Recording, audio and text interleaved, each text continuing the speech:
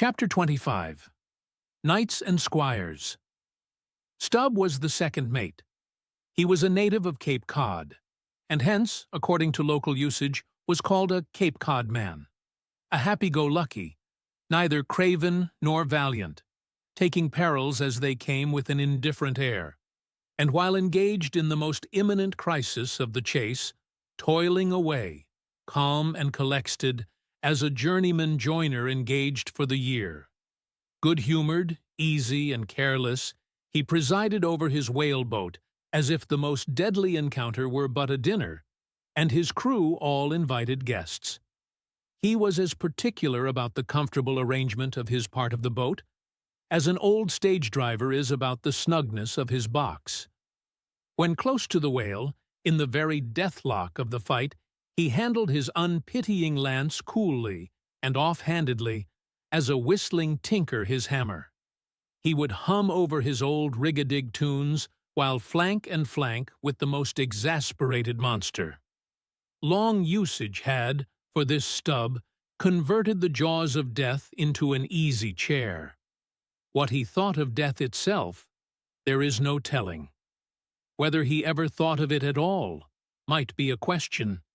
But if he ever did chance to cast his mind that way, after a comfortable dinner, no doubt, like a good sailor, he took it to be a sort of call of the watch to tumble aloft and bestir themselves there, about something which he would find out when he obeyed the order, and not sooner.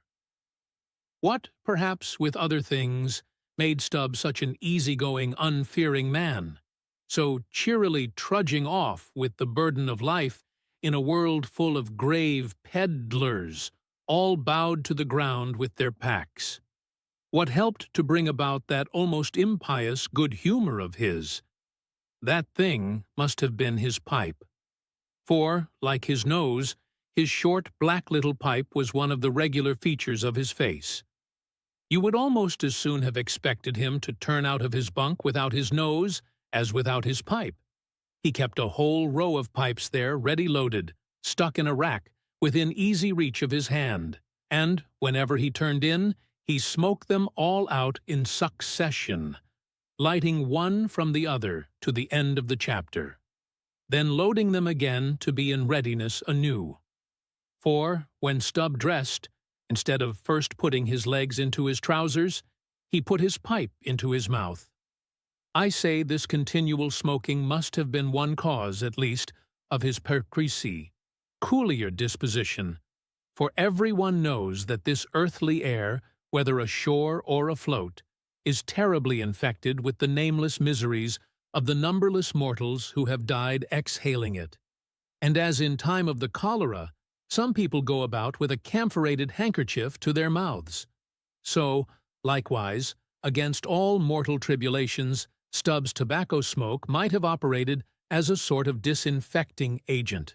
The third mate was Flask, a native of Tisbury and Martha's Vineyard, a short, stout, ruddy young fellow, very pugnacious concerning whales, who somehow seemed to think that the great leviathans had personally and hereditarily affronted him, and therefore it was a sort of point of honor with him to destroy them whenever encountered.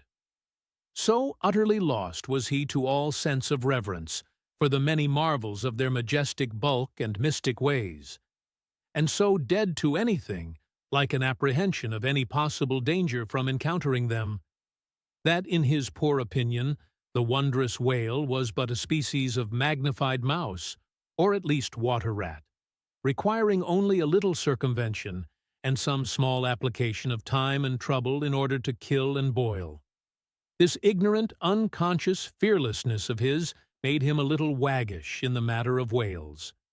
He followed these fish for the fun of it, and a 3 years' voyage round Cape Horn was only a jolly joke that lasted that length of time. As a carpenter's nails are divided into wrought nails and cut nails, so mankind may be similarly divided. Little Flask was one of the wrought ones, made to clinch tight and last long. They called him King Post on board of the Pequod, because, in form, he could be well likened to the short, square timber known by that name in Arctic whalers, and which, by the means of many radiating side timbers inserted in it, served to brace the ship against the icy concussions of those battering seas. Now these three mates, Starbuck, Stubb, and Flask, were momentous men. They it was who, by universal prescription, commanded three of the Pequod's boats as headsmen. In that grand order of battle in which Captain Ahab would probably marshal his forces to descend on the whales, these three headsmen were as captains of companies. Or, being armed with their long, keen whaling spears, they were as a picked trio of lancers, even as the harpooners were flingers of javelins. And since in this famous fishery each mate or headsman, like a Gothic knight of old, is always accompanied by his boat steerer or harpooner, who in certain conjunctures provides him with a fresh lance, when the former one has been badly twisted or elbowed in the assault. And moreover, as there generally subsists between the two, a close intimacy and friendliness. It is therefore but meet that in this place we set down who the Pequod's harpooners were, and to what headsman each of them belonged. First of all was Queequeg, whom Starbuck, the chief mate, had selected for his squire, but Queequeg is already known. Next was Tashtego, an unmixed Indian from Gayhead, the most westerly promontory of Martha's Vineyard, where there still exists the last remnant of a village of red men, which has long supplied the neighboring island of Nantucket with many of her most daring harpooners. In the fishery, they usually go by the generic name of gay headers. Tashtego's long, lean, sable hair, his high cheekbones, and black, rounding eyes, for an Indian, Oriental in their largeness, but Antarctic in their glittering expression, all this sufficiently proclaimed him an inheritor of the unvitiated blood of those proud warrior hunters, who, in quest of the great New England moose, had scoured, bow in hand, the aboriginal forests of the Maine.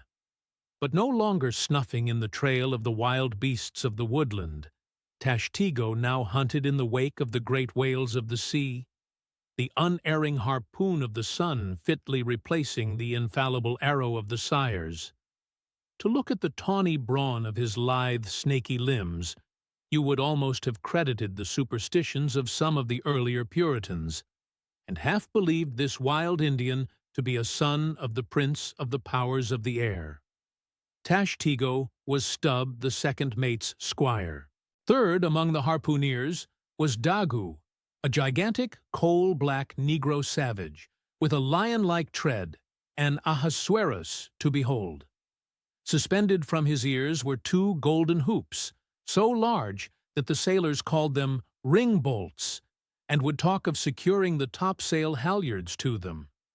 In his youth, Daggoo had voluntarily shipped on board of a whaler, lying in a lonely bay on his native coast, and never having been anywhere in the world but in Africa, Nantucket, and the Pagan harbors most frequented by whalemen, and having now led for many years the bold life of the fishery in the ships of owners uncommonly heedful of what manner of men they shipped, Daggoo retained all his barbaric virtues, and erect as a giraffe, moved about the decks in all the pomp of 6 feet 5 in his socks.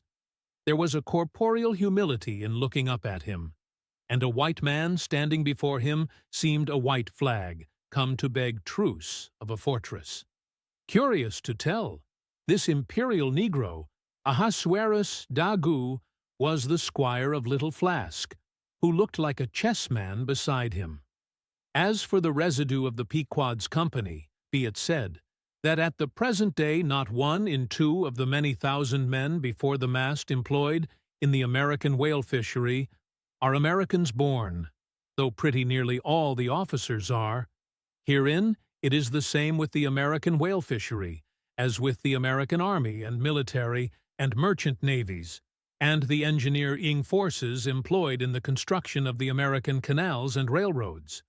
The same, I say, because in all these cases the native American liberally provides the brains, the rest of the world as generously supplying the mussels. No small number of these whaling seamen belong to the Azores, where the outward-bound Nantucket whalers frequently touch to augment their crews from the hardy peas ants of those rocky shores. In like manner, the Greenland whalers sailing out of Hull or London put in at the Shetland Islands to receive the full complement of their crew. Upon the passage homewards, they drop them there again. How it is, there is no telling, but islanders seem to make the best whalemen. They were nearly all islanders in the Pequod, isolatos too, I call such, not acknowledging the common continent of men, but each isolato living on a separate continent of his own. Yet now, federated along one keel, what a set these isolatos were! An Anacharsis Cloots deputation from all the isles of the sea and all the ends of the earth, accompanying old Ahab in the Pequod to lay the world's grievances before that bar, from which not very many of them ever come back. Black little Pip, he never did. Oh no, he went before. Poor Alabama boy. On the grim Pequod's forecastle, ye shall ere long see him, beating his tambourine, prelusive of the eternal time when sent for, to the great quarter-deck on high, he was bid strike in with angels, and beat his tambourine in glory. Called a coward here, hailed a hero there.